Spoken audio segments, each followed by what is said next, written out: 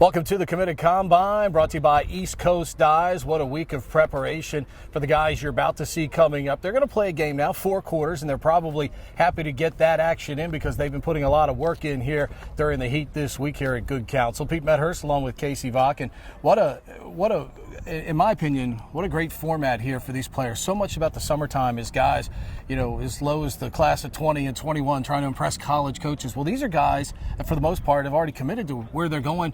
And this week has been simply about getting better. And when we look at these two rosters, starting with the black team, Alex Trippi, of course, the Washington Post All-Met Player of the Year, leading the way for the black team that we'll see coming up here. It's got a real star-studded roster. Absolutely. He's not the only one. I mean, the name Ricky Mizon jumps out. Here's a kid who's just been absolutely tearing it up on the recruiting trail ever since he sort of hit the scene 2 years ago now. That's how long we've been watching this guy. But again, Evan Zinn, maybe one of the best players coming out of Connecticut in the class of 2018. Ben Martin. The list goes on. We've got a great collection of Texas players as well. You see the name Owen Seabald, Patrick Skelniak, David Sprock. These are premier players from the West, or the Southeast, however you want to refer to Texas. But it's really cool to see these players come together here in the middle of the summer when the recruiting trail is probably at its peak. And they're here to really just try to improve their skills and lay it all on the line. I was going to say, we talk about it all the time when we look at the Denvers and teams of the world that have now really helped expand this game further west. The state of Texas has slowly, year by year, grown more and more. I know the Naval Academy for years was able to grab a kid or two out of Texas, and now especially a school like Jesuit's really done a nice job forming a high school team, and not really surprising to see kids from Texas now coming to events like this. No, absolutely not. And a big shout out to Chris Saran, the coach there. The story of Texas happened, like it is in a lot of the places in the West. It's people heading east that coached at a high level or played at a high level, head out there, start anew. A decade later, all of a sudden you see these guys winning state championships. And I think I went to the state championship in Texas the last 2 years. This year it was held at Allen, north of Dallas. I think it was something between 5,000 and 7,000 people there in the crowd. It was absolutely unbelievable, the appetite these people have for the sport. It's athletic, it's up and down the field, and it really showcases the big athletes that you see, almost with nowhere to go, maybe for college football. The Brandon Mullins ends up at Syracuse a couple years ago. I think that really turned some people's heads. And I'm sure that these 3 players here today from Texas will turn our heads. Not to mention, too, if you're a goalie, you get a chance to be around Kyle Bernlohr, who the last couple of years arguably been best goalie in all of college lacrosse. And, if you're a short stick defensive midfielder, you get exposed to a guy like Isaiah Davis Allen from Maryland, who you're going to see, who's going to be out here playing against these guys tonight. And you get a chance, if you're a great dodger in the midfield, you get to test yourself and find out just how good you are against one of the nation's best short stick defensive midfielders. Absolutely. That's a rare opportunity, and you really got to give it to Scott Pugh for putting together something like this and reaching out to these guys to get them involved. Really just a special opportunity, and I'm excited to see what the players do on the field to sort of take advantage of that. And if they're smart behind the scenes working with some of these coaches, they've been extracting as much as they can of the knowledge from a guy like Bernlohr. All right, we'll come back with the start of first quarter action here from Good Counsel High School after this from East Coast Dyes. Express yourself. Express yourself. Express yourself. Express yourself. Express yourself. Express yourself. You don't never need help from nobody else. All you have to do, love, express yourself. Whatever you're doing, do it good. Whatever you do, Lord, do it good. Express yourself. Don't do it. Express yourself.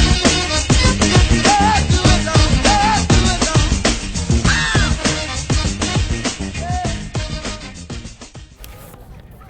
Welcome back to Good Counsel, where we're getting set for action. First quarter getting ready to get underway. First quarter is brought to you by Lax Factory, the most comprehensive lax program in Maryland, where every athlete is provided the opportunity to be successful on and off the field.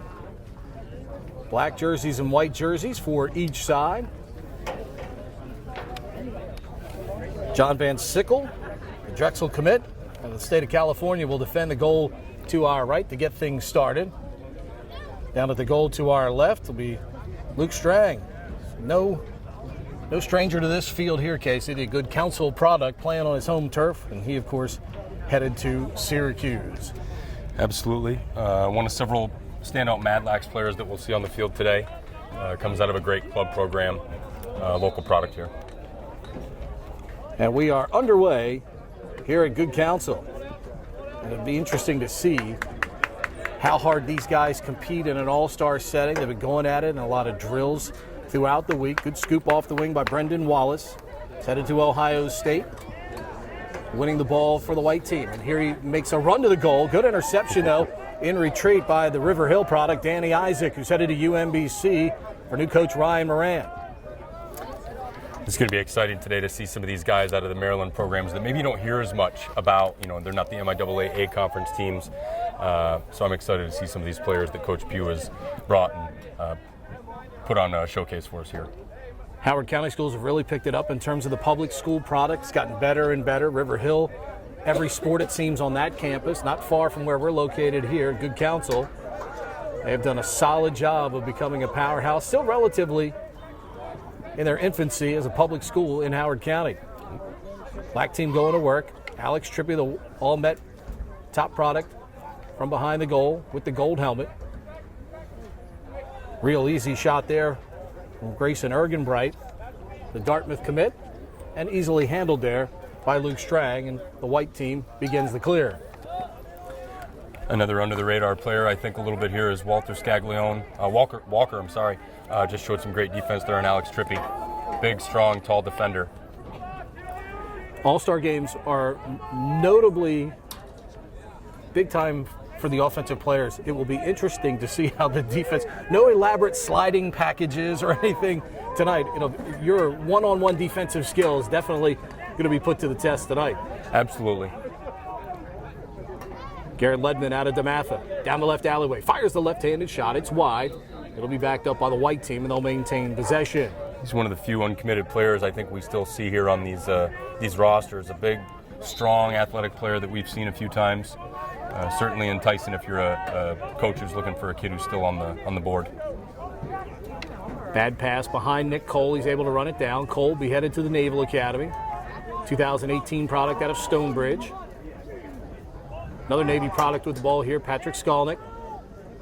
Trying to fire the left-handed shot just below the shoulder. Nice save by Van Sickle. Nice outlet pass right on the stick of Ben Finley. The Hopkins product coming down with the long pole. Pressure from behind, trying to get it away. Waited too long. White got a good double team, and here they come in transition. Christian Edwards gets it away. The shot is wide by Matt Mayer. Another product headed to the Naval Academy out of St. Paul's. And so far, we've seen a few nice plays from the long poles here coming up off the back end of each side, which is a nice bright sign here, even though it is, like you said, it's tough for the defenders sometimes in these showcases to show what they're made of. So far, we've seen some nice stuff. Your guys years ago like Brody Merrill were fewer and far between. Now we're starting to see tremendous athletes play with the long pole, creating great transition opportunities for their teams on a week in and week out basis. Absolutely, and you talk to a coach like John Torpia from High Point. And there's a shot with the left hand put away by Patrick Skolnick, the 2018 product out of the state of Texas, who's headed to the Naval Academy. And there's your Naval Academy bound player right there, Patrick Skolniak, coming out of the Episcopal School of Dallas. Plays for Patrick Kennedy, perennial power there that contends for a state championship. Very athletic. We saw him dodge earlier. Just needed to change planes a little bit on his shot, and he got it there. Solid job done by Rick Soll, Ryan Wellner over the last couple of years. Mids have been regular season champions in the Patriot League. Full disclosure, as their play-by-play radio voice, we've watched that development, and they have really rebuilt the program. We talked about long pole prowess, Chris Fennell, Matt Reese, two of the best in the country, especially from an athletic standpoint. Helped that Navy resurgence. Another good battle for the wing on the face-off, and Brendan Wallace comes away with it again. He'll be headed to Ohio State. I mentioned Coach Torpy. You know, there's been an emphasis placed, I think, on the stick handling skills of the long poles. And really, you've seen it already twice with Brendan Wallace coming off of the wings, coming up with 2 slick ground balls. Try to shovel past there that was a little off the mark, but very impressed with him so far and heard good things from Coach Pugh about what he saw out of him so far. Scott Pugh along with Andy Gallagher, Pat Frazier, Ryan Brown, Kyle Burnlore, Mike Lowe, Jake Rowlett of UNC all been participating in the coaching this week. So we mentioned a guy like Isaiah Davis Allen out here helping out as well as a player out on the field with the guys. Again, as we mentioned, most of these guys are committed players. There are a couple of holes on the rosters, but other than that, you've got guys that have already committed, and this week was about getting better. Here's Mayer going below the goal line, coming back with the wraparound shot. It's wide, and it'll stay with the white team, who leads it 1-0 with 7:28 to go here in the first quarter of play. Committed Combine brought to you by the good folks at East Coast Dyes.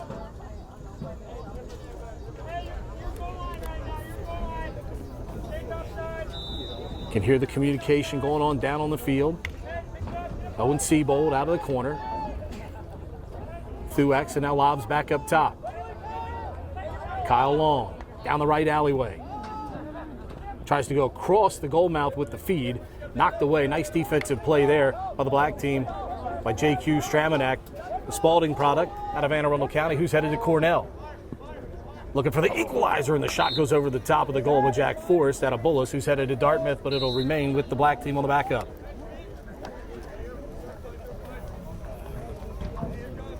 Love to have that opportunity back. You're 7 yards in front of the goal, and that's a shot pretty much right there. It's you and the keeper. You got to put that one away, or at least make the goalie do some work.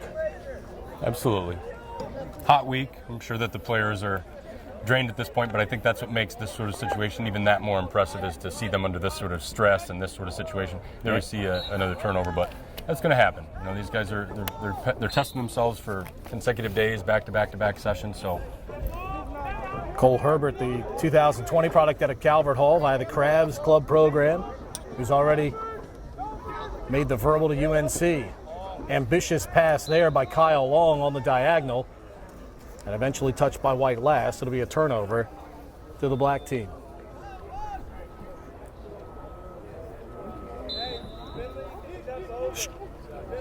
Van Sickle on the restart.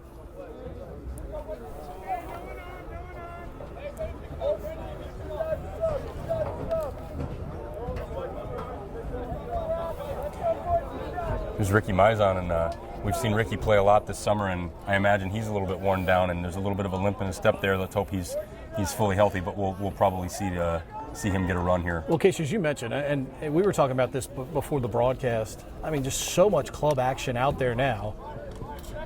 Mizon trying to get through the gauntlet there and had it knocked away. There's so much club action on a week-in and week-out basis. The travel for these guys, it's not like these tournaments are all in Maryland or all on Long Island or something like that, like years ago it used to be. I mean, these kids are going all over the country, especially with the better club programs. And at some point, there has to be a point of, not necessarily maybe exhaustion, but certainly at some point, we're still talking about 14, 15, 16-year-old kids, and there has to be a point of, getting tired, if not physically, mentally for some of these kids. Absolutely, and I think that one thing you got to be, all lacrosse players should be aware of is burnout. You know, you don't want to run into that. You love the game, you want to continue to love the game, just like anything in life, and you have to have balance. And so, actually, I think to be here and see some of these really talented players make a mistake or maybe look a little bit worn down is probably one of the best things that can happen for them. It's gonna put them in a place mentally where they know they've got to make some changes. They've got to get better. They've got to focus on making sure that they're healthy and balanced and not exhausted. And that's a good thing. You know, to end your summer on something like this, I think that's an outstanding decision. But yes, there's so much going on now. The world of lacrosse has changed so much. Good pass inside from Trippy to Mizon, and he evens it up at 1 with 4:30 to go here in this first quarter of play. And finished by Mizon in tight. How about John Hetrick, who started that with the pass all the way up at the point to behind the goal to Trippy. He looks up, and he's got Isaiah Davis Allen standing in front of him. At that point, probably a good decision to pass the ball. It's pretty cool that at an event like this you can see there's current college players who are here sort of as, I guess, stand-ins, if you will. Certainly talented ones at that, to give the players here a good measuring stick to see where they're at. certainly last year he was arguably one of the best midfielders in college lacrosse, and probably the best two-way midfielder and best short-stick defensive midfielder. So to see him here is pretty cool. Reese Belcher with the face-off win, had it checked away though on the trail check from behind, and here comes the white team with Bryson Shaw in control. 2019 product out of Mount St. Joe. Pass gets, they're going to say it's going to be black ball, deflected off of white last, and the restart for the black team up the sideline. Not sure what happened there, but nice play by the young fellow there. Shaw, just a tremendous athlete, knows how to get up and down the field, really springy step, goes after the ground ball, plays fearless. If you're Coach Tillman, this is a kid that you saw a few weeks ago at Towson performing at one of the biggest events of the summer, put on a big show, and he was really impressive. I think that's a kid with a bright, bright future. Well, if you're here too, and here's another shot from inside, wide by Grayson Ergenbright, if you're going to Maryland, if you're one of the kids that are committed to Maryland, here's a guy like Isaiah Davis-Allen who can tell you right away if some of the habits that you're exhibiting out there are going to fly at Maryland or not. And you can make those changes in your game before you even get there. Absolutely. I think the greatest thing about lacrosse is that it's almost like, I liken it to fly fishing, because of the lacrosse stick and the comparison you could make to sort of the physical aspect of it, but the advice part of it, right? And how much people learn from passing things on to one another in the next class, or seniors in high school to freshmen, that kind of thing. So this is a great opportunity for they're a 2019 talking to an incoming sophomore in college, standing next to him on the field and have that chance to learn from him is pretty incredible. No look pass gets deflected all the way. Isaiah Davis-Allen right down the chute, and he puts it home from 10 yards away. As we were saying about Isaiah Davis-Allen, as good a defender and good a guy coming off the wing on the faceoffs as he is, there he shows you a little offensive prowess, ripping it home from 10 yards away, and the white team takes a 2-1 lead here at the 2:50 mark of this first quarter of play, brought to you by the Lax Factory, the most comprehensive lacrosse program in Maryland. We walked next to Davis-Allen coming in, and you could see it just a few feet away from him. What an incredible athlete he really is. The athlete in lacrosse over the last 10 to 12 years has certainly changed as well. Ball scooped out on the wing, and an easy win for the black team. Good job by Belcher to get it out on the wing that time for Danny Isaac, who has it. Touches it in. Now looking for some help. Good double team here by the white team. Follow through on the check, and they do cause a turnover on the far side. Solid double team, real disciplined double team, and not only that, but with the rules now governing over and back, once he touched it in there, they had the midfield line also as a third boundary there, exactly, really on their side. Real smart play, not to be over-aggressive. It's impressive to see the kids playing this hard in this event when it could be, easy to pack it in at this point in the summer and at this point in the day, Well, anybody that's been in this area this week, it has been scorching at times with the heat indices over 100, and these guys have been out here putting in the work. Here's the shot down low by Mayer. Good defensive recovery by Danny Isaac right there to force Mayer away from the goal on the release. Clock has stopped at the 2:30 mark for whatever reason. Cole trying to get away from X. Gets rid of the defender, comes around front, wraparound shot. A good save by Van Sickle. Ball down and scooped up by the black team. Good ground ball pickup there by Jimmy Rubino. And Sickle with a terrific save there, the future Drexel Dragon. Really impressed with the duo from Churchill down low there, Jack Taylor and Jimmy Rubino. Two defenders, both in the 18 class from the public school in Maryland. Powerhouse last year. Really impressive showing so far for those two teammates. Angelus behind the goal, 19 product out of Paul VI. Gives it to Trippy. Trippy, nice roll, dives to his right shoulder. He'll be back against a class of 17 guy. Goes down low on the bounce shot, wide of the crease. Scaglione just doing a really good job of sitting low when Trippy tried to get topside on him. Trippy is so slippery and can switch hands so incredibly fast and pass and shoot with both hands. He's just a nightmare to match up with. Down low, good bounce shot by Angelis, and he puts the black team on the board, and they tie it up at 2. Minute 50 to go now in this first quarter of play. Tell you were talking about Scaglione there, a guy that's going to Duke. Another guy with terrific size, and when you're going up against a guy like Trippy, a little bit smaller, a little quicker in terms of the package, you get an appreciation for how big and how good Scaglione able to move against a guy like that. There's a reason that when you sit on the sidelines all summer long next to college coaches, it almost becomes old. You hear it after a while so much. Talking about footwork, does he have good feet? Does he have good feet? How is his footwork? Well, there's a reason that they ask that, because you can find big, tall, strong kids who want to pick up a lacrosse stick and bang on guys, but to be able to really use your feet right, like a defensive back in high school football or college football or any level of football, and defend some of these quick guys behind the cage or out on the wings is not easy. Push called against White. Black will have possession with a minute 41 to go here in the first quarter and a 2-all tie here at the committed combine. Schellenberger back up top to Andrew Cave, making his first appearance, product out of Georgetown Prep. Another guy committed to Dartmouth, and saw the playoffs this year in Division I NCAA, and we talk about it even through all levels, 1, 2, and 3 now. But one thing the sport of lacrosse does, it gives you a vehicle to some of the best schools this country has to offer from an education standpoint. Absolutely, and that's not limited to Division I. You look at the NESCAC, you look at schools like RIT. Oh, yeah, sure. There's a lot of great opportunities out there to play a great sport in college, be a factor on that sport, and get a great education. I mean, for me, that's why lacrosse is really important. In this day and age when maybe sports is taken too seriously, in some areas and some sports, I think the culture can get too serious. I don't think lacrosse is taken seriously enough for some people. Look at Trippy, beat the double team, comes around with the wrap around, and he puts it home. And with 45 seconds to go here in the quarter, the All-Met product putting it home there and giving the black team a 3-2 advantage. Just an unbelievable balance, and his ability to regain his speed, right, to get back across GLE and just pull that shot off so fast before anybody could do anything about it. Incredible. As we put it, and obviously a lot of this, it's a family deal when these guys end up having to make decisions. You got parents that are very influential in these decisions.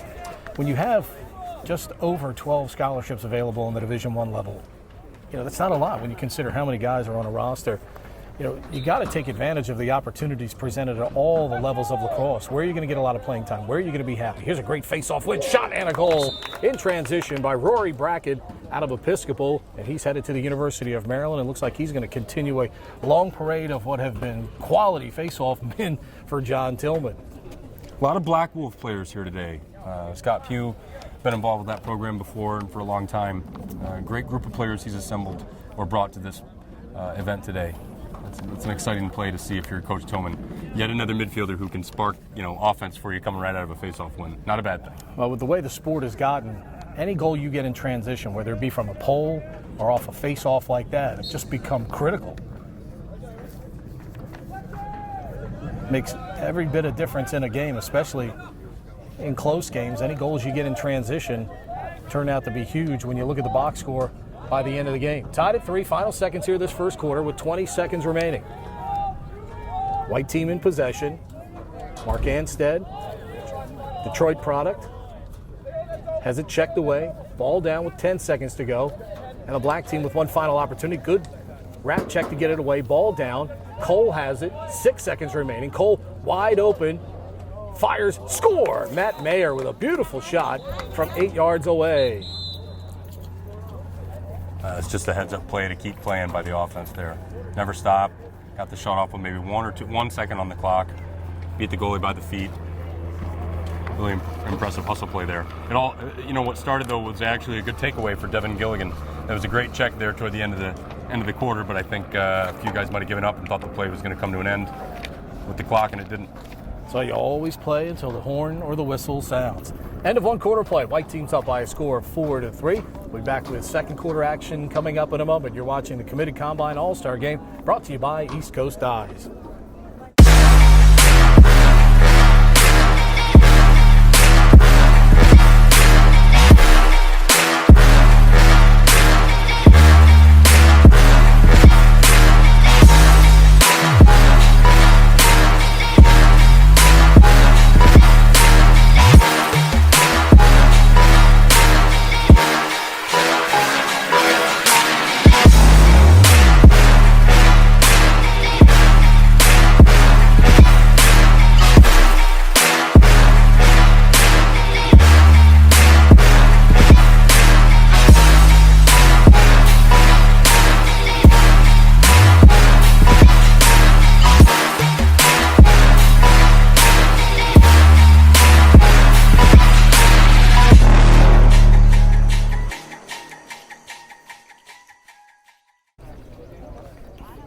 Second quarter action brought to you by Zybex Sports, the official timing technology for the NFL Scouting Combine for 6 years running. Zybex Sports is the standard and the science behind performance when it comes to the athletic testing and reactive agility training for all sports at all levels. Guys had a chance to get timed here this week. Saw some of that going on with the clinic before the game. Belcher winning another face-off, but again, good work by the white team off the wings to cause the turnover. Loose ball. Touch last by the white team, and Black will maintain possession. White team leading it by a count of 4-3. Matt Mayer's goal with the clock expiring at the end of the first quarter, giving the white team the 1-goal advantage. We see Casey Waller out there now from the IMG Academy. Very slick, right-handed attackman who drew a lot of attention over the last year from recruiters. Very high IQ attackman who plays down in a unique system with a lot of different players from Canada and Iroquois reservations and such. What a factory IMG has turned out to be. Football, basketball, you name the sport, they have it for you, and done a great job expanding their profile to include lacrosse now. Hat trick, left-handed shot, wide of the cage, backed up by Mitchell Howell. The DeMatha product is on. He'll be headed to UMBC as well. Retrievers with a coaching change. Ryan Moran taking over now for longtime mentor Don Zimmerman. Interesting to see how that program reacts to the new leadership. Talking to some alumni, as much as they hate to see Don Zimmerman go, they're excited about the future and just sort of a chance to maybe rejuvenate things and attract some new blood and see what can happen. They're in a great spot, and obviously Coach Moran is going to do big things being able to recruit right there.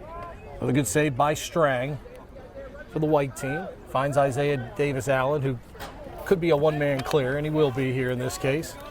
Obviously you can't argue with what Don Zimmerman has done, and his resume speaks for itself. But I think anytime you have a situation where the program's gone down a little bit the way it has in terms of wins and losses the last couple of years, always going to be some enthusiasm. And Ryan Moran's a guy that a lot of people really have enthusiasm for as he's worked his way up in the coaching ranks, and he's been a solid recruiter at a couple of different programs. Interesting to see what he does now as the leader of his own program.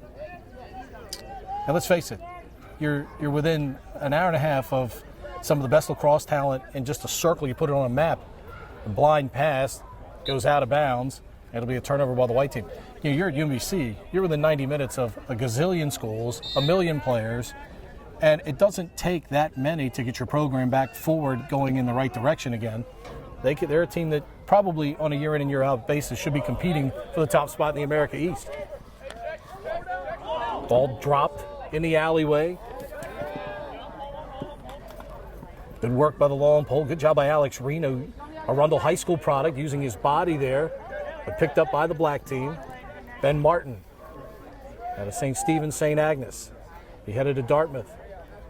Wins the ground ball, though, for the black team, and they'll reset. Martin was a big part of St. Stephen, St. Agnes team this year that really had a great season and ended up in the IAC finale. Came up short against a great Bullis team, but Martin had a great year. Pass on the doorstep, and it doesn't really come out of the stick of Zach Johnson. The Landon product goes down, and the white team eventually wins possession. Another golden opportunity there missed by the black team. They missed a potential opportunity from point-blank range in the first half on a shot that went high. Double team. You can hear the referee yell play on. Now with the white team losing possession off of the push, white will maintain possession. Top of the restraining line. Isaiah Davis-Allen will facilitate the movement. And that was David Sprock from Jesuit, reigning state champion down there, coached by Chris Saran in Texas. Sprock is just a really big, impressive athlete that I'm sure makes a lot of sense when you think about the history of Virginia's midfield, and that's where he's heading. Virginia commit. Certainly pass. Looks like a bright prospect for them. Mark Anstead with the knockdown. Anstead with the possession back, looking on the angle on the diagonal. Probably an unselfish play there. Anstead probably could have worked for a shot. Tried to make the ambitious pass there on the corner to Kyle Brickard, and it ends up in a turnover. And speaking of Virginia, another longtime coach with an incredible resume in Dom Starja, now out. And Lars Tiffany taking that high-octane Brown game plan down to Charlottesville. It'll be interesting to see what the Cavaliers look like next year. How about that? J.Q. Stramenak.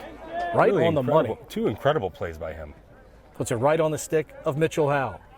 That was a 65-yard pass on the money on the ear of an attackman to complete the clear. Impressive.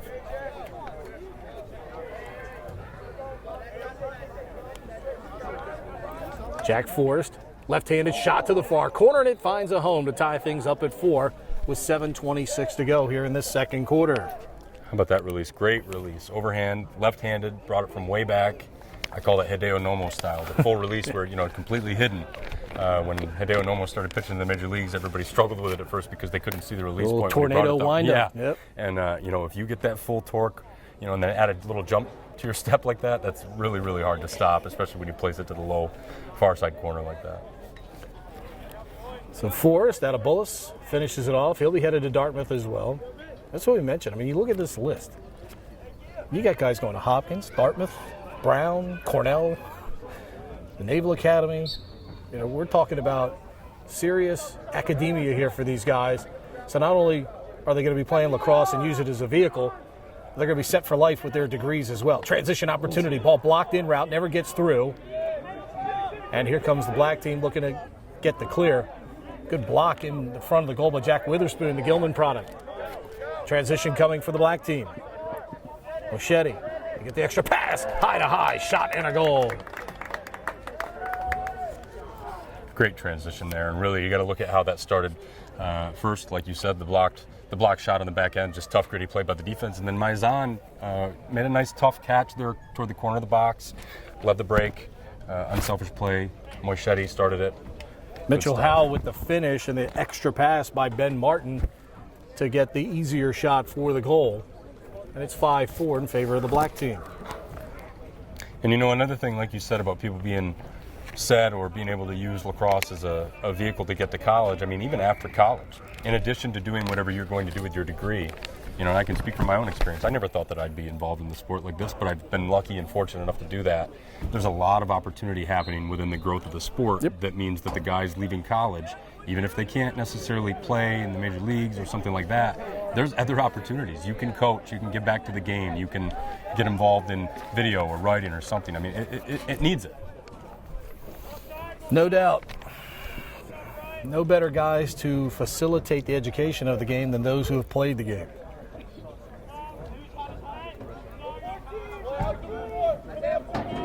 And no matter what you choose to do in life, you got a degree from Johns Hopkins. I don't care what anybody says. Your degree from Johns Hopkins goes to the top of most resume piles. Absolutely. Dodge coming from Skalniak. Good pass right on the crease. Shot goes high by Zimmerman as he was hit as he released it. It'll be a turnover by the white team, and here comes Black on the clear. Again, defensive play really standing out right now. Tough kid, Ben Finlay. The turnover though. Skalniak with the interception. Bouncing shot from Zimmerman wide, and nobody home for the white team, so the black team able to get it and start the clear. It turns out not to hurt him, but great backup by Finlay on that one. But also watch Stramanak again on that play. I mean, just absolutely busting. He almost beat him to the backup. Stramanak really impressive so far. Had a nice behind-the-back pass on a clear earlier as well. Just a big, tough, thick kid that has proven to have the feet that college defensive coaches are looking for. Maizan doing a great job after getting sent to the ground to keep possession. Now finally touches it in. Well, here's a fun matchup. Maizan against Isaiah Davis-Allen. Maizan a little lean with that shoulder, kind of like, hey, I'm not afraid of you, big fella. Here's a long shot from 15 yards away. Down low by Bryson Shaw, or check it by Evan Zinn, who puts it home. Remember the Long Island Express, who's headed to Johns Hopkins? And it's now 6-4 in favor of the black team. Another one of Hopkins' early commits in that 2018 class. Really impressed with Evan Zinn. I had the chance to talk with him off the field too. Just a really sharp kid who gets the game and gets where he is in the big scope of things and what it's going to do for him. Obviously appreciates the chance to go to Johns Hopkins. Already a big factor in high school lacrosse. Helped Staples have a big year this year.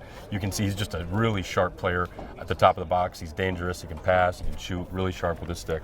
Did Hopkins Navy this year, did Hopkins Penn State on the Big Ten Network. I thought with what Hopkins went through, losing essentially their first midfield before the season even started, the fact that they were able to persevere as much as they did, losing Dave Petramala for a little while, tells you the great job that guys like Bill Dwan and Bobby Benson do on an everyday basis with that program that we maybe lose sight of because they're assistant coaches and those guys don't get as much of the everyday glory as we talk about the head coaches in this sport an awful lot, because let's face it, a lot of them have accomplished an awful lot, but there is, those programs are only as good as their lieutenants, and most of those head coaches will tell you that. And that Hopkins team did a marvelous job getting them off the mat, considering it was playing shorthanded all year long. Absolutely. I have so much respect for that staff, and every time that I'm on the sideline, that's one of the coaching staffs that I get the most, enjoyment out of talking to. Just so much respect for them. High-to-high shot by Griffin Brown, the Landon product, headed to Colgate.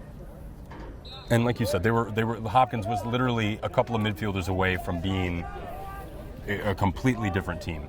You get a couple of injuries and it changes everything. For them to be the team that they were, speaks to the tradition and the confidence and the coaching and leaning on each other as a program. Ooh, good check. Picked up by Ledman. Griffin Brown coming down the left alleyway. Good save by Van Sickle. And the outlet now to Stramanak. Played at Archbishop Spalding. Stramanak with another great pass on the money as the cutting midfielder just didn't get a handle on it. Archbishop Spalding, another private school athletic program that has done a great job expanding its entire profile now, both boys and girls, playing in the MIA conference now and all of its sports on the boys' side. Bad pass here on the clear, but it goes off of a black stick last, and it's going to go out of bounds and should stay with White. You can see the sun will be a little bit of a factor on that side of the field, the far side there. And looking back toward the near sideline where we are, you can see shadows here on the near side just starting to creep on to the field of play. Black All-Stars leading it by a score of 6-4 with 3:23 to go. White in possession with Griffin Brown. From the wing, looking to wind it up. Shot way over the cage, but backed up by Colin Zimmerman for the White team.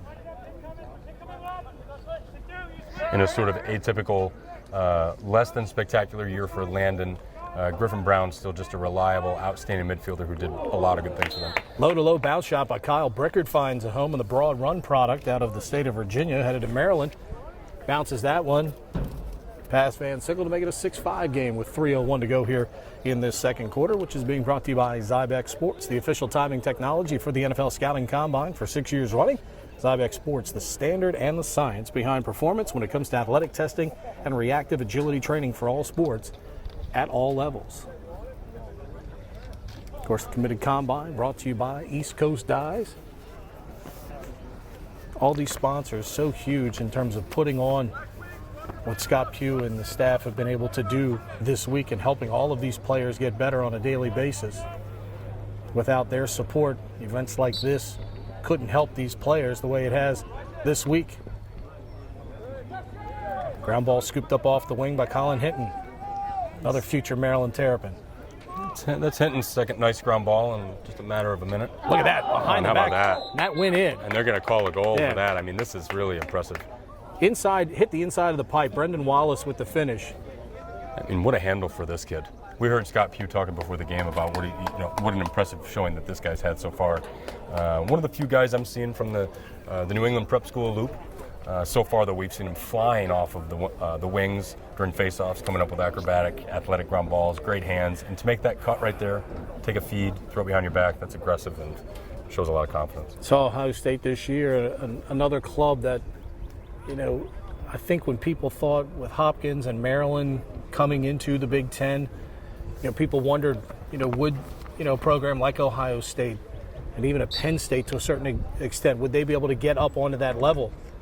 And Ohio State has done a very, very nice job of getting the depth of recruits. I think anybody now can get one or two good players in lacrosse. There's so many of them out there. But getting the depth that you need now to have a really good program in Ohio State, Penn State have been able to do a good job and really made the Big Ten very competitive. You really got to credit Nick Myers. He's gone out of his way to create a pipeline with some of the Canadians. He's got a British Columbia connection going. So really keep an eye on them every year. Aggressive with the recruiting, and a lot of what's not to like about Ohio State: facilities, sports culture, wide academics, a lot to offer. They're going to do big things. Jeff Tambroni's team at Penn State, similar situation, great culture all around with the different sports that they have in the Big Ten. There's football Saturdays, and that was another team that literally was a couple of goals from having a completely different season than the one they eventually had. It was one of the most competitive years, in No doubt, the top history to of bottom, NCAA. I absolutely. was just so excited, and that was exactly what you said. A team that 1 or 2 goals here or there, their record looks different, and their situation at the end of the year is vastly different. I'm going to give a shout out to my buddy Chris Doctor. He's one of my favorite guys in the sport. Just went up to the FIL U19 World Championships and coached with the Iroquois. Another ground ball for Mr. Wallace. He's had quite the day so far, not even the end of the first half. White team looking for the go-ahead goal. We're tied at 6, under a minute to go now here in this second quarter. Of course, it's completing the World Championships for the United States with a thrilling victory over Canada. Again, you look at the different countries that are playing the game now at the World Championship level. Just continue to see the expansive growth of this game around the world. We've seen the Canadian influence now in the NCAA game.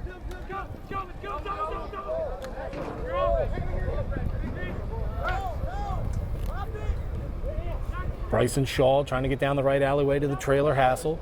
He'll fire the long-range shot. That's wide. Great overhand release there, powerful. Down to 12 seconds. A wild shot from Mark Anstead with 5 seconds. 4, 3, 2. And the clock has expired. They'll let him finish the play. And he gets inside and scores.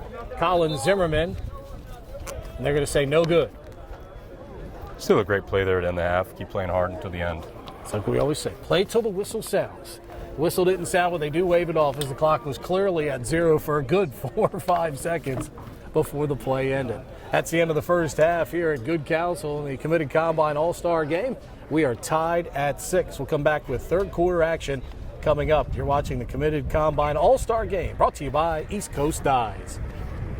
We really at East Coast Dyes wanted to come up with a solution, a new lacrosse ball that wouldn't get greasy and wouldn't get hard. So we started with the material selection, and we started by testing what makes lacrosse balls greasy, and that could kind of lead us into doing research development and testing new materials to find a new material and a new manufacturing process that would create a ball that would last a lot longer. And second, we made them in the United States, which is something that's really important to us, and we feel like it really speaks to the quality and the longevity of our new mint lacrosse balls. The main difference between our mint lacrosse ball and all the other lacrosse balls on the market is the other ones are made with what's called vulcanized rubber, and then they have additives to make the balls softer so that they meet the specs that they have to for NOXI and all the college specs.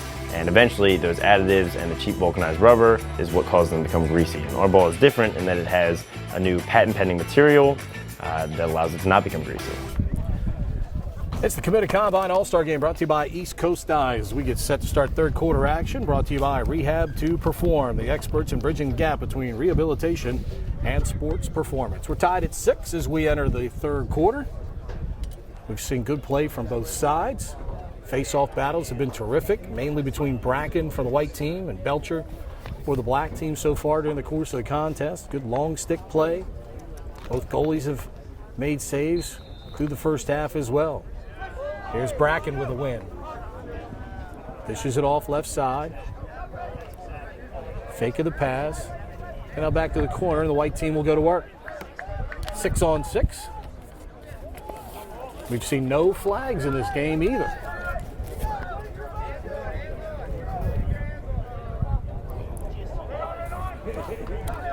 Rubino getting in the way of that pass. Recovered by the white team. High-to-high shot.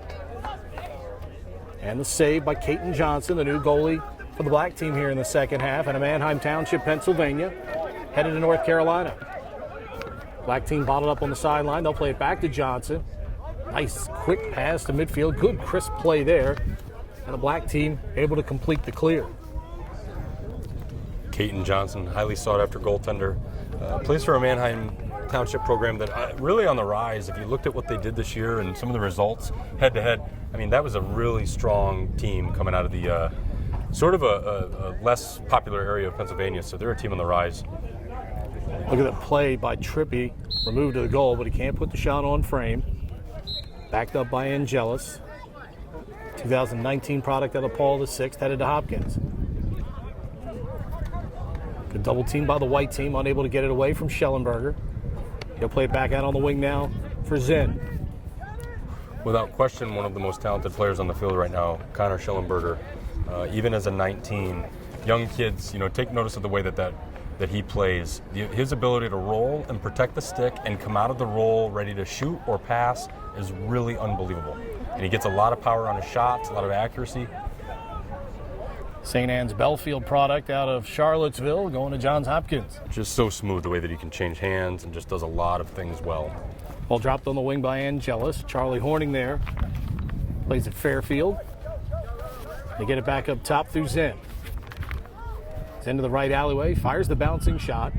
Alex Rohde, the new goalkeeper for the white team, St. Paul's product, going to UVA. And Angelus looking to get around and does. Fires high to high, shot goes wide. Good job by Rohde cutting off the angle. Trippy from the wing with space. Feints on the long shot. Goes back to his right hand. Shot gets blocked in front by Scaglione. And now picked up by Rohde, speeding out of the goal, looking to get into space for the white team. Great clear there by Alex. Plays for Rick Mercado. Look for him to be one of the better goalies in the MIAA next year. 2017 product.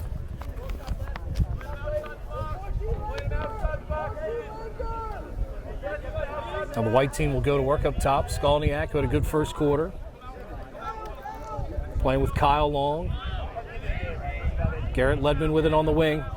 Played there by Muschetti. Muschetti, another one of these Churchill products. Really showing well so far. These kids are tough. They just play ball. Not afraid of anything. They go right at their assignments. Usually impressed with him on the offensive end. To see him play tough D there is another nice element of his game. Dodge from the top by Long. Shut off nicely. They get it back in the middle. Long range shot. Dropping it just under his shoulder is Ledman.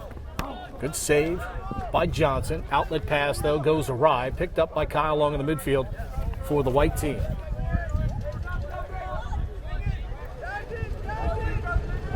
Here's Skalniak. Trying to go 1v1. Here comes the double team. And they force a bad pass. Good double team there by Devin Gilligan coming over for the black team, and it causes a turnover. Great pressure there from Gilligan, who's got a lot of range, a lot of bounce in his step. Early commit to Michigan. Tall, tough, plays a little bit of a nasty edge. Like the play there. About the growth of Michigan already in the Big Ten. Oh, unbelievable. You just wait. For them to play the level of lacrosse. I tell you, teams like them, how about Marquette? I don't think anybody in their right mind could have expected Marquette to play as well as they have in the early years of their program. And correct me if I'm wrong, but I believe their season ended with a 1-goal loss to UNC. So I mean, that's just really just kind of you get knocked out by the national champion. Not a bad way to go down. So just goes to show you how quickly you can build your program if the staff works hard. It's great save by Rohde on the close-in shot by Angelus. One thing that I like about the growth of lacrosse that we're seeing is that some of the cities or towns or neighborhoods or whatever where these schools are, there's sort of a character element to them, or I guess a geographical, feel to some of them, right? Look at Marquette, you look at Denver, Utah going right now. You just saw Fifes go to Burlington, Vermont to take the UVM job. Places where we talk about this is a vehicle for life. Well, lacrosse is also a vehicle for a lot of great coaches to improve their lives as well. And so as you see these other schools open up the door and add these programs, and if they're in great communities, they're going to be really big attractions for some top coaches. Stramenak with a clinic in 1v1 defense there to take it away, and he eventually draws a penalty on top of it as well. JQ has had an outstanding game, the Archbishop Spalding product, and I'm not sure you can take the ball away from an offensive player as efficiently as he did it right there and then create the penalty by getting slashed in your head. Stramenak's a big boy, and it's really impressive to see him move so well. He's got great feet. His stick is really, really sharp. He's got a lot of power in his passes and in his checks, as you just saw right there with the over-the-head check that a lot of coaches would say don't do. But if you do it and you pull it off, they're not going to be upset. And he did it there, and pretty impressive. Well, Drew a flag. great players can do things that other players just can't do efficiently. Isaac. You can hear the defense talking very well for an all-star game type format. Shows you how much they've paid attention and worked this week.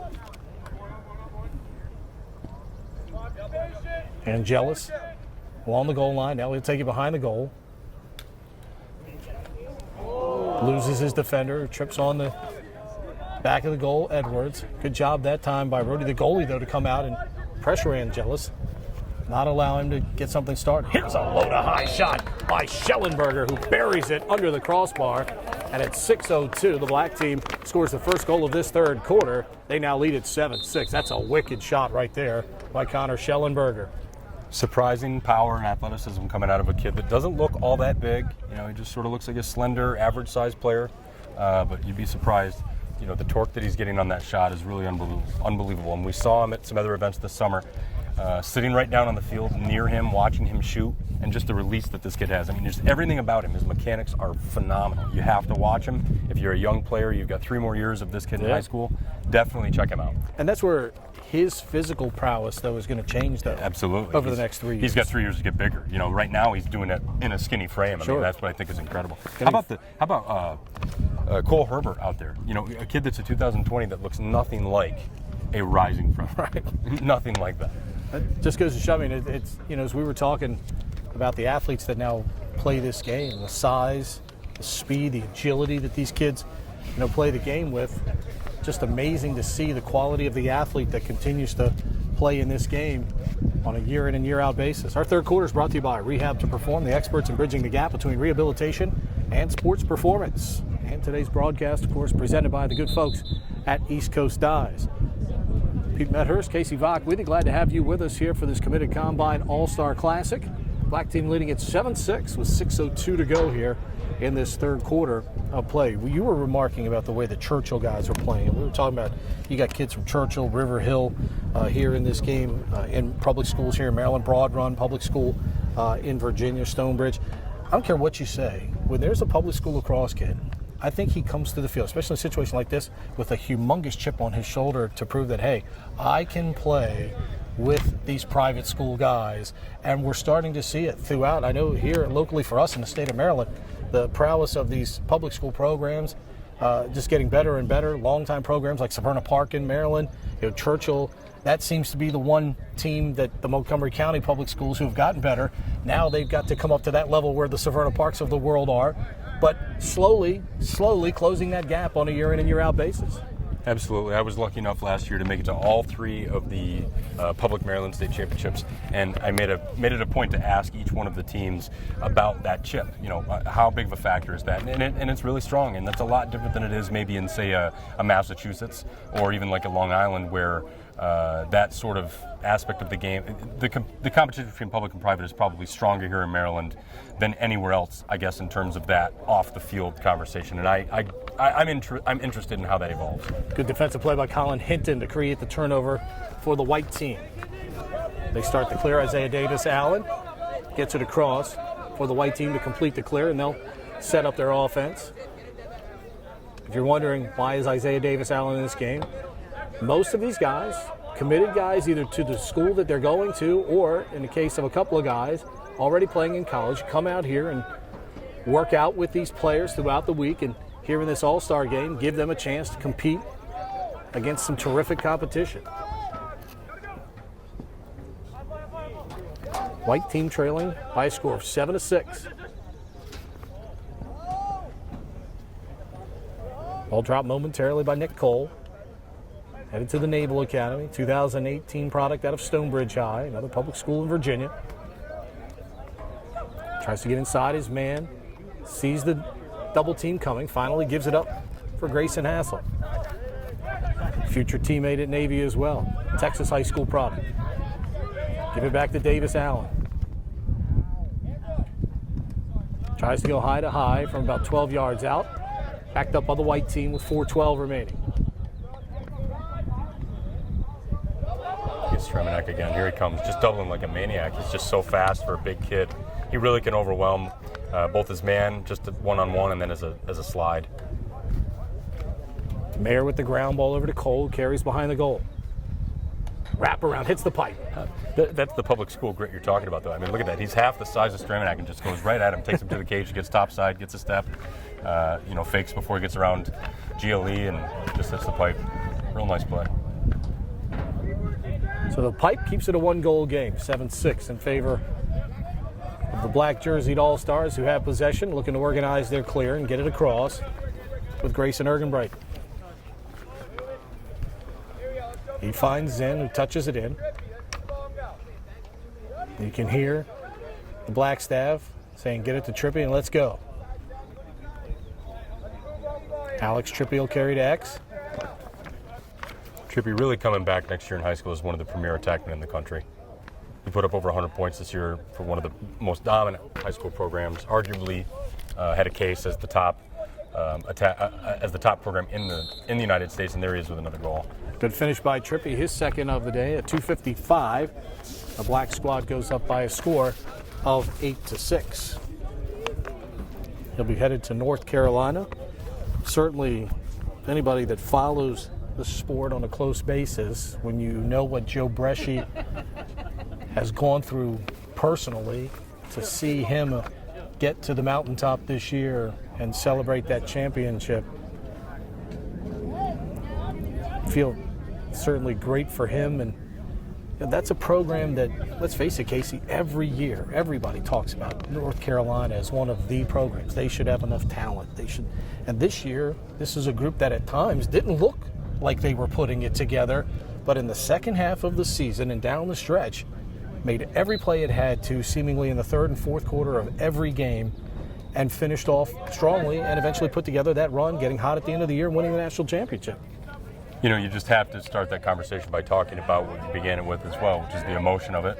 You know, Joe Bresci and the experience that he's had as a coach over the last couple of decades, for things to sort of come together for him. It was a product of, I think, the emotion that the guys have for him as a coach and as a man.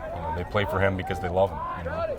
It all started, when they got Nicky Galasso a few years ago, that really turned some heads. And, I think they had some growing pains or whatever you want to call it, losing a kid like that, and still are on the upswing. Here they are now, national champions. Good save by Johnson as he robs Nick Cole from long range. You can hear Johnson communicating with his defenseman, Ben Finlay, there, saying, hey, I'm here, you're good.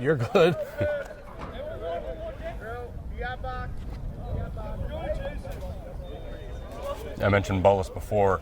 I handled the USA Today Super 25 rankings, and they finished up the year at number 4 in my rankings, but it was a tough year to do some of those rankings. The only thing easy was putting the Hill Academy at number 1, and even a school like Bullis played them pretty tough. Well, let's face it, no one sees enough of all of those teams now to where you can make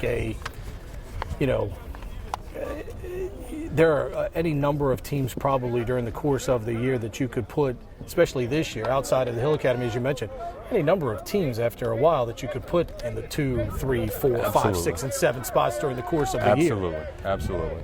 A lot of that based on you're basing it on the projection of what league they play in, because the competition sometimes a little bit better in some leagues than it is in others. And where teams are winning games, those wins probably mean a little bit more. Oh, absolutely. Look at the cut to the goal, but the pass unable to be caught by Angelis. Made a real nice cut to the goal. They couldn't finish the play. Minute 10 to go here in the third. Black team with the only 2 goals of this third quarter, and they lead it by a score of 8-6.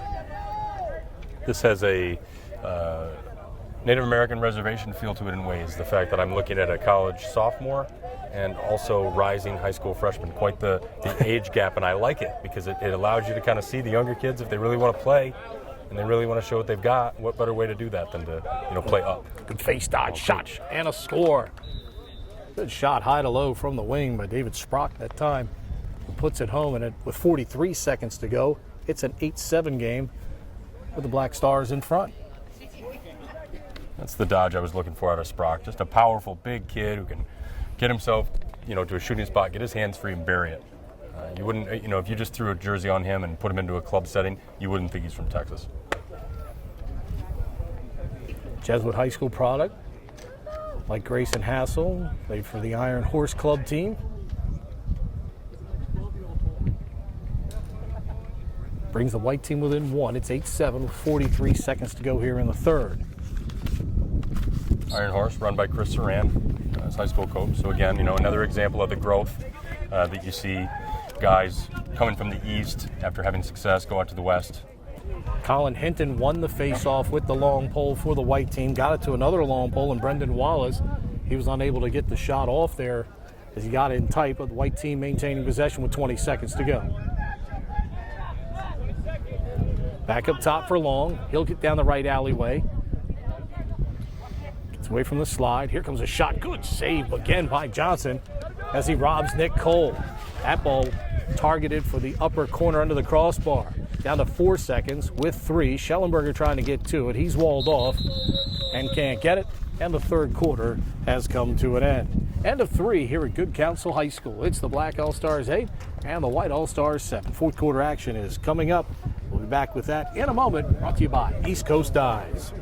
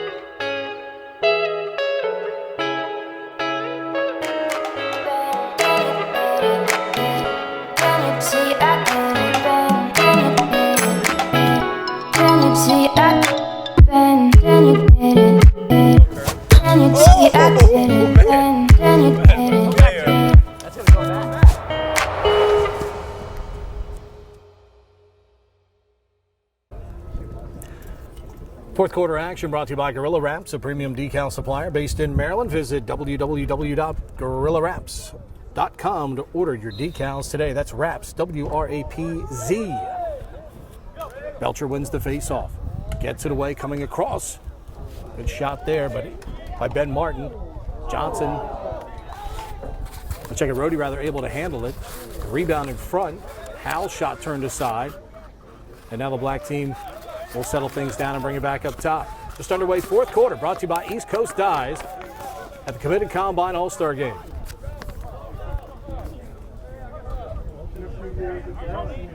Good dodge inside and the high-to-high finish.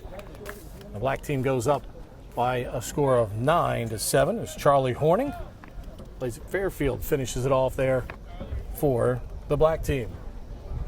Charlie keeping some of these younger guys honest. But if you're gonna let me dodge to the goal, I'm gonna keep going. Yep.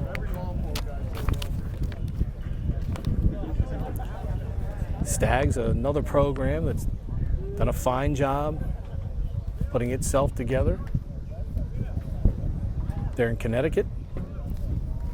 11:26 to go here in the fourth, and a 9-7 lead for the black team. Kind of funny, Andy Copeland, the coach at Fairfield, is from Pittsford, which has since become a powerhouse in Rochester along with Victor. Good win by Rory Brackett on the face-off. 19 product out of Episcopal. He's committed to the University of Maryland. Game's been pretty tight throughout. Black up by 2, and now up by 1. Good finish there by Colby Smith. 17 product out of Hempfield in Pennsylvania. Headed to Ohio State, who finishes it off there. Makes it a 9-8 game. Colby Smith's a kid I was hoping we'd see get out here and show us a little something. Member of the NXT program, really represents them well. Just really an overall solid midfielder who will definitely be ready to make an impact by the time he gets to Ohio State. You got guys from 9 different states represented here at the committed combine this week. Playing here at Dancel Field at Good Counsel High School. Scott's done a great job here getting a nice mix of players. With the mix of ages and the geographic spread, it just makes it a really interesting selection here. That gives you an idea, too, who's, fairly serious about getting better. Exactly. Am I sitting at home with my time off right now, or am I going to do something that's going to help me better myself and let me make a contribution to my college team? Because, if you don't think that each year they're trying to recruit over top of you, you're pretty foolish not to think that your spot is safe. While your roster spot might be safe, your playing time is not if you don't continue to get better, because the guys coming behind you, they're loaded for bear now. They want that spot when they arrive on campus. Exactly. Recruiting in the sport of lacrosse, and really any sport, is, I guess, representative of life in many ways, right? I mean, that's how competitive life is. That's how jobs are, So you can't be content. You always got to be working hard and try to better yourself. Good speed dodge move that time by Mark Anstead, coming from behind the goal, blowing past 2 guys, absorbing the contact on the way. The shot is wide, but backed up on the white. Skolniak, he'll fire the left-handed shot. Job by Johnson to get that stick in the way and deflect it wide. As a recruiter, you want to see your kids doing things that get them better. And for a lot of Americans, you might not be able to do a box league or something like that in the summer, so you try to do a lot of different things, and this is the type of thing that you do that the coach will be impressed with.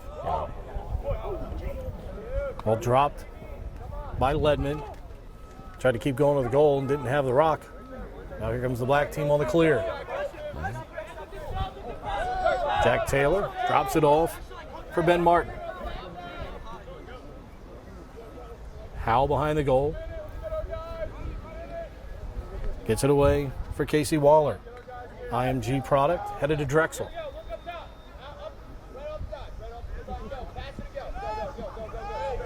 You got some college guys here coaching too, and a lot of those guys have conversations with college coaches.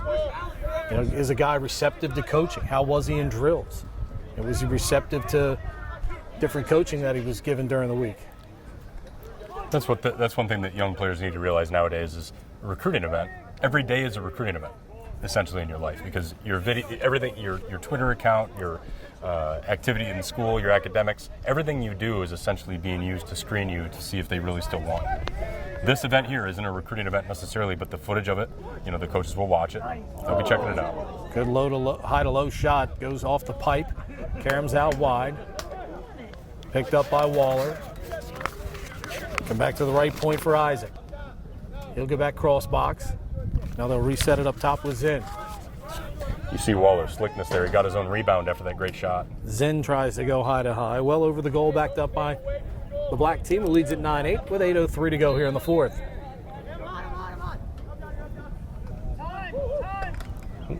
Good defense there to keep Ben Martin at bay. And the white team able to get the ground ball and settle things down here and work their way out. I think that's the one thing in the all-star setting, which tends to be a little bit looser. The defense has been terrific. Here's a high-to-high opportunity from Ledman. Johnson makes the save, and here comes the black team creating transition quickly. Ball dropped by Waller, able to get there and pick it back up to maintain possession. Found a cutting Cole Herbert, who has to regain possession. Liebman really wishing he had that shot back, I'm sure. Changed planes on that. He made a great run up the field. Such an athletic, big, strong-looking kid who absolutely looks the part of a future Division I player.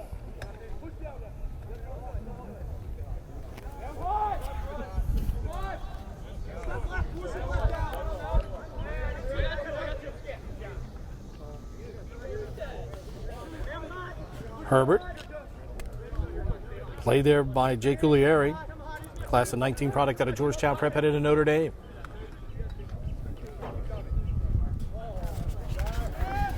Mitchell Howe wanted to get a little bit more on that. Didn't come out cleanly. Black team hustles it down, though, on the near side. Herbert. Good play from behind by Brendan Wallace. Another fine play from him today. Brendan Wallace has probably been as good as any of the long poles in this game. With the way that the scoring's been balanced, if you were to ask me right now for an early MVP pick, he might be my pick. Just because what he's done in this game is hard to do against the speed of athlete that we're watching on the field right now. Guys like him, Stramanak, Unreal. Scaglione, have all been very good here today. It has been very, very impressive from the defensive side, yes. Zinn on the carry down the right side. Low shot, good save by Rhodey there. On the shot by Danny Isaac. It's another quick stick, from Colin Hinton there off the ground. It's very, very fast to the ball. Loose ball taken by Jack Taylor. Gets it across for Ben Martin. So we go under 6 minutes to go. I think interesting to watch here in this situation. How much do the guys value time and score here? It's about winning now as we head toward this 5-minute mark. You got a little pride on the line here now. First 3 quarters of any All-Star game, it's about let's try to do some things, but now it's about trying to finish this thing. Here's Isaac. Tries to get to the middle, lost it. Teammate finds it, blocked in front. Martin's shot was knocked down 5 yards in front, and Isaiah Davis-Allen has it coming out for the white shirts. Puts it on the stick of Guglieri.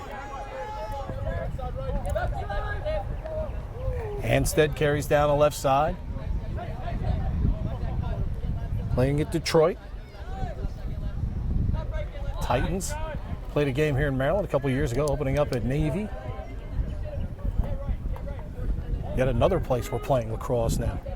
Absolutely. Talk about that landscape. Detroit Mercy. I made my way up to Michigan this year to catch some high school lacrosse as well.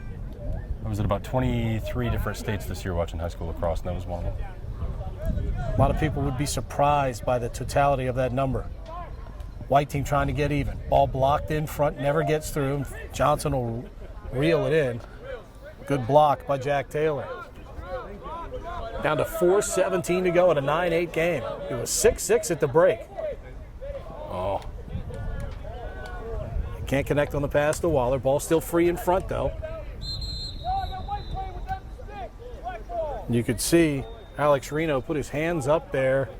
The referee had already blown the whistle for the commitment by Reno playing without the stick, and the black team will get to keep it with 4:04 to go. Mizon down the middle, bowls his way through, shoots and scores. Ricky Mizon out of Episcopal headed to North Carolina. I think he even fooled himself there at first on that hesitation, and he's definitely not at 100% speed right now. You can tell coming off the field, which makes what I'm seeing out of Ricky today even, I guess, more impressive. Just sort of willing himself to make plays here today. But that was slick. He used a hesitation and used a hitch and then a face dodge to get right into the middle, hesitated, pulled the stick back up, and sort of pushed it into the top right corner. Not sure if that's where he meant to place it, but my gosh, just the sheer power and ease that guy shows, when he goes down the middle like that. Shades of former Carolina product Mark McNeil. And, I would say that really the ceiling is super high for Ricky. He's just on another level of athleticism right now. And if he can keep his speed up, we've seen that he's starting to use his power more as a dodger. I mean, I don't know if there will be another player that will have what he has when he gets to college. Bracken wins the face-off for the white team, now down 10-8 with 3:43 to go. Still plenty of time for the white squad, but got to get number 9 before you can get number 10. Seems simple. Sometimes you see teams panic even though there's still plenty of time left, only down 2 goals. Back up top to Bracken. He'll move it left side, Isaiah Davis-Allen. Feints left, now comes back to his left, switches to his left hand. Behind the goal. Good dodge in front, shot high to high, and the white team gets within 1. It's now 10-9. Good finish in front by Colin Zimmerman, the 16 product out of Chantilly, who's headed to High Point. Good underplay for Coach Torpy. Nice finish there inside. You're not going to make that save unless you just, happen to hit the ball. When somebody pulls back and hammers it in Kyle front of you Burnlow like on the that. far side would beg to differ with you because some of the saves, even in the national championship game, the one save he made late in the fourth quarter, just incredible. The way he torqued his body, his stick, and able to make that save on a ball to the upper right-hand corner was just incredible. I don't know how you play goalie in this sport anymore. I really don't. I think we're lucky that was caught on camera. And here again, look at Wallace. Nice catch by Isaiah Davis-Allen. Bounces the pass ahead. Slick. Shot goes wide by Anstead as the two college products try to team up there. White team keeps it with 2:54 to go. If you tried to explain the Bernlohr save to somebody, they'd never believe it without seeing it. Backhand shot rolled there by Cole. Out of bounds, stays with the white team at 2:47. Anstead to put it back in play. 10-9 game. I would probably ask them if they've ever played the game Twister, because that's Yes. really what I think of. Anstead, good save by Great Johnson save. down low. Ground ball, Zimmerman battling for it for the white team. Gains the possession. Tries to hustle it back in front. Nobody back at X. Ball saved by Johnson, and Johnson's going to run it out. It's again there where probably in a more established environment, when you see Anstead making that run front, somebody else is going to go back at X there. But in an all-star environment, not necessarily as quick to unsettled. react. Yeah. Good job by Johnson, the goalie, to run it out. Now the black team with the ball. White's going to have to extend the pressure here to try and get it back with 2:05 to go.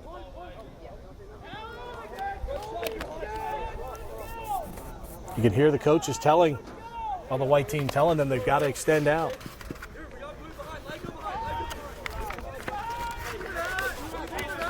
You can hear the black team coaches telling them to keep it hot, keep the ball moving. Here comes a shot that hits the outside of the pipe that time from Jack Forrest.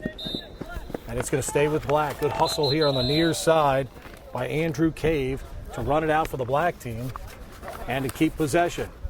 Timeout on the field. We'll have the finish for you when we return. 10-9 in favor of the black team. You've got the Committed Combine All-Star Classic brought to you by East Coast Dyes.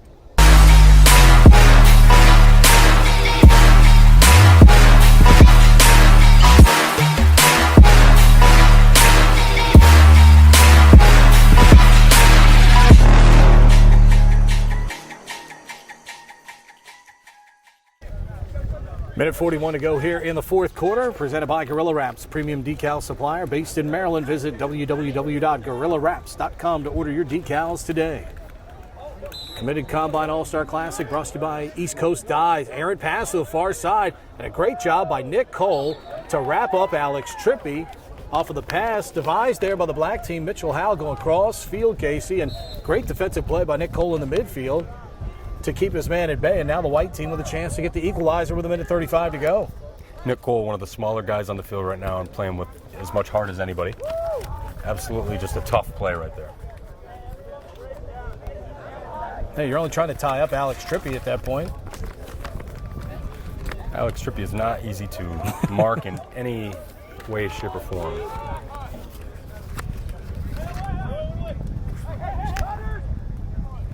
Pass up to the point, gets away. Griffin Brown going to run it down, though, before the over and back.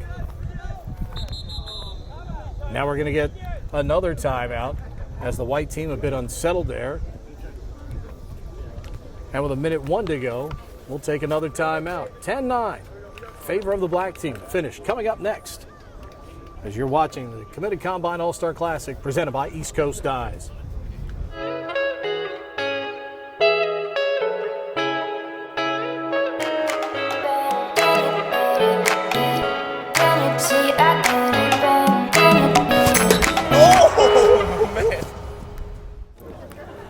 Pete Medhurst, Casey Vach back with a minute 1 to go. Fourth quarter action here at the Committed Combine All-Star Classic.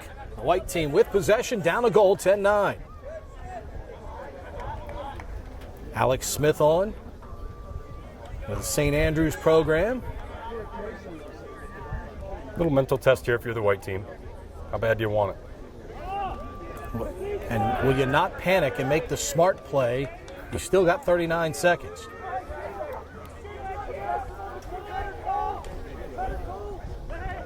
Anstead the wraparound. Kick save Johnson. Good save, Johnson. Lob to the far side, and it's caught there by Ben Martin. What a great save by Caton Johnson. Martin goes to fire the shot. You could hear them on their side. They were saying, no, no, no. And fortunately, the black team able to run it out. Wow. Not the best of decisions Made a Ben great, Martin there. great catch on the clearing pass. And probably should have ran it out, but Yeah, the white team's going to have one more shot. There you go. 5 seconds to go. Ball free. 2 seconds. 1 second. And that'll do it.